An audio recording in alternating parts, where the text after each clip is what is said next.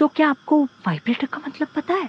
Hello भाई, स्वागत है एक और नई वीडियो में। तो आज मैं आप लोग को चरम सुख चौल हाउस की पूरी स्टोरी बताने वाला हूँ। तो कहानी स्टार्ट होती है एक बंदे से जिसका नाम रोनित था, जो नौकरी के लिए मुंबई में इंटरव्यू के लिए आया था और तब तक के लिए अपनी मामी के यहाँ रुकने के लिए आया था। और ये है रेनू, मामी की बहू और रोनित की सगी नहीं पर भाभी लगती हैं। और भाभी को देखते ही इसका दिल उन पर आ जाता है। अब स्नेहल भी थोड़ी देर में कॉलेज से वापस आ गई थी। स्नेहल मामी की छोटी बेटी थी और मामा भी थोड़ी देर में घर पर आ गए थे और ये लोग भी रोनित से मिलते हैं और मिलकर सभी खुश थे। अब स्नेहल नहाकर बाथरूम से निकलती है और फिर रोनित नहाने के लिए जाता है, जिसे देखकर भाभी के मुंह से लार टपक रही थी। अब स्नेहल आकर भाभी को बताती है कि बाथरूम के अंदर हम दोनों के ब्रा और पैंटी रखे हुए हैं। तो भाभी बोलती है अब तक तो उसे हमारे गोले के वजन का अंदाजा तो हो ही गया होगा। अब रोनित भी अंदर इन दोनों के ब्रा के साथ ही लगा हुआ था।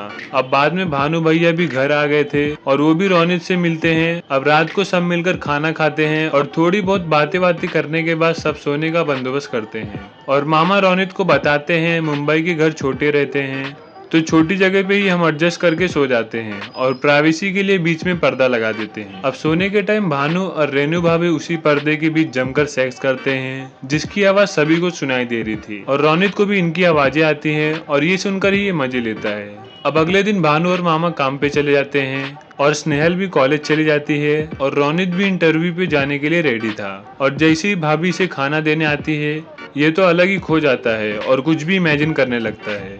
अभी इंटरव्यू के लिए जाता है जहां इसको वो काउंटर वाली लड़की में भी रेनू भाभी दिखाई दे रही थी, जिसकी वजह से ये अंदर जाने में भी काफी लेट हो गया था। अब अंदर जाने के बाद सर कुछ भी इससे पूछते थे, लेकिन ये तो अलग ही नशे में खोया हुआ था। इसे तो हर जगह बस भाभी ही नजर आ रही थी। अब इस वजह से उसको सर ने चिल्लाकर वापस भेज दिया। और यहाँ मामी रेनू भाभी को बोलती है कुछ लाज शर्म नाम की चीज है कि नहीं। हम तो रोज रात को कान बंद कर लेते हैं, लेकिन घर में मेहमान आया हुआ था, वो तुम दोनों के बारे में क्या सोचेगा। तो भाभी बोलती है आपके ही बेटे की गलती है, हर रोज 3-3 बार करते हैं, कभी कभी तो मुंह में भी। मामी बोलती है छी।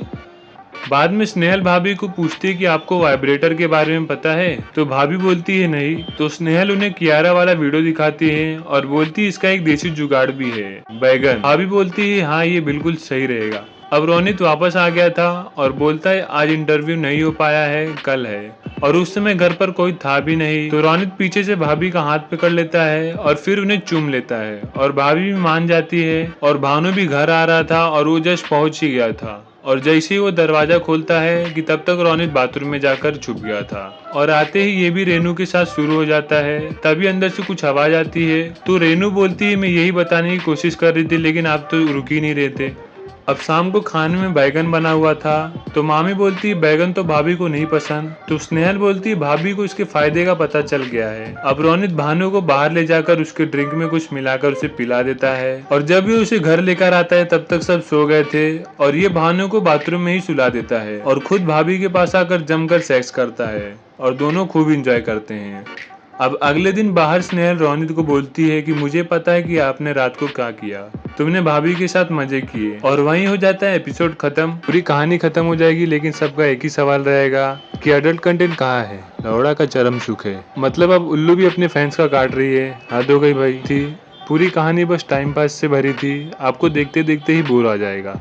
तो इसी के साथ वीडियो खत्म होता है। वीडियो पसंद आई हो तो प्लीज़ सब्सक्राइब कर दे और लाइक कर दे और कमेंट करके जरूर बताएं कि आपको ये वेब सीरीज कैसी लगी।